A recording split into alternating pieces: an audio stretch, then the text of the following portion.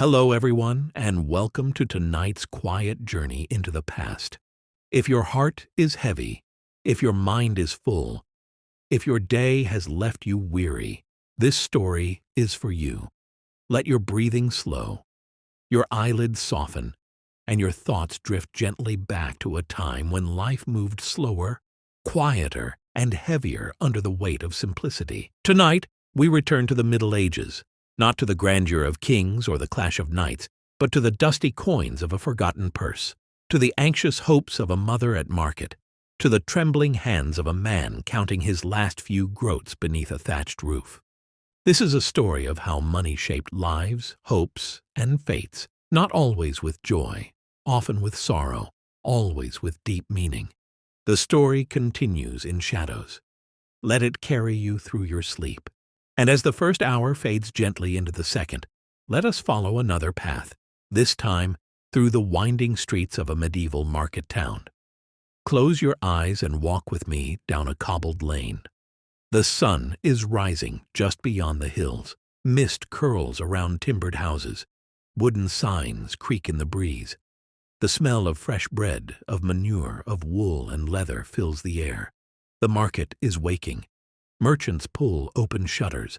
Stall owners prepare their wares. Spices wrapped in cloth, bolts of linen from distant lands, herbs tied in bundles, clay pots stacked neatly. Chickens squawk. A pig trots by. Children dart between baskets.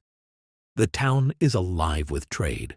But not everyone comes to sell. Some come only to look, to dream, to stretch a single coin into its fullest worth.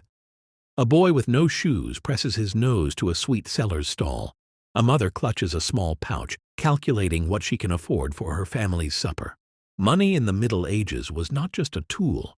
It was a language, a system of promises. Each transaction was part of a quiet ritual, an offer, a pause, a barter, a bargain.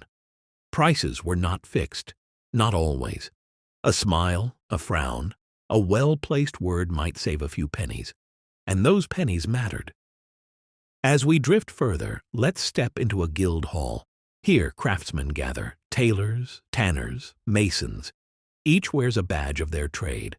Guilds regulated prices, protected workers, trained apprentices. To be in a guild was to have identity. To be outside one? Often to struggle. Apprentices earned little or nothing. They lived with their masters, worked from dawn until dark, learning the craft. Years passed before they became journeymen. Fewer still became masters, for that required wealth, skill, and approval. Money moved slowly in this world, earned coin by coin, spent with care. As the day darkens and candles flicker to life, let's move from the town to the manor, where lords collect rent from peasants. Payments made not always in coin, but in kind. A sack of barley, a dozen eggs, a week of labor. This, too, was currency. The landlord tallied debts on wax-covered tablets, or sometimes in memory. In the corners of these records lived fear. The fear of owing too much, of failing to pay, of being cast out. Debt, even then, was a quiet weight. And now we visit the traveling merchants. With goods on their backs or packed into carts, they moved from fair to fair. Some were honest, some not. They dealt in coins, in clippings, in scales. Fraud existed. Trust was fragile, but trade meant opportunity. They brought stories from afar, spices from Arabia, silks from Byzantium. With them came news, disease, culture, and change.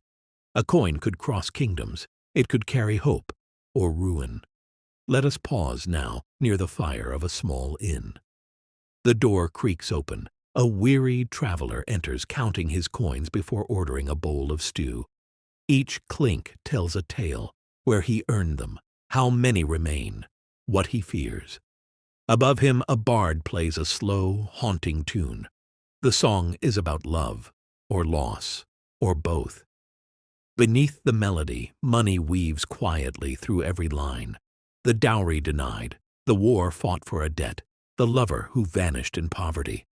The second hour draws on. Your breathing is calm, your body warm. We turn now to the cloisters where monks copied texts by candlelight. They, too, needed money for ink, for food, for land. Donations kept monasteries alive. Pious gifts bought prayers.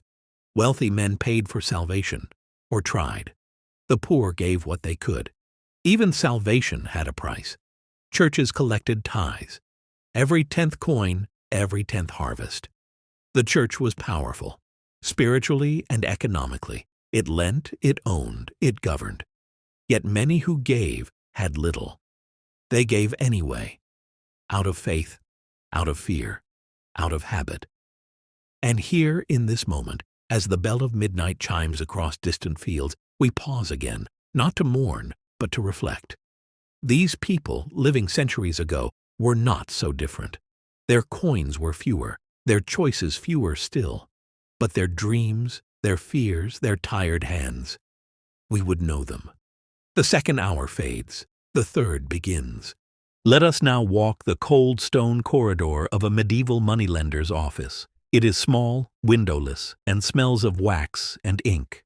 Shelves are stacked with ledgers. On the table, coins, keys, a crucifix, and behind it, a man with fur-lined sleeves, a serious gaze, and hands that never tremble.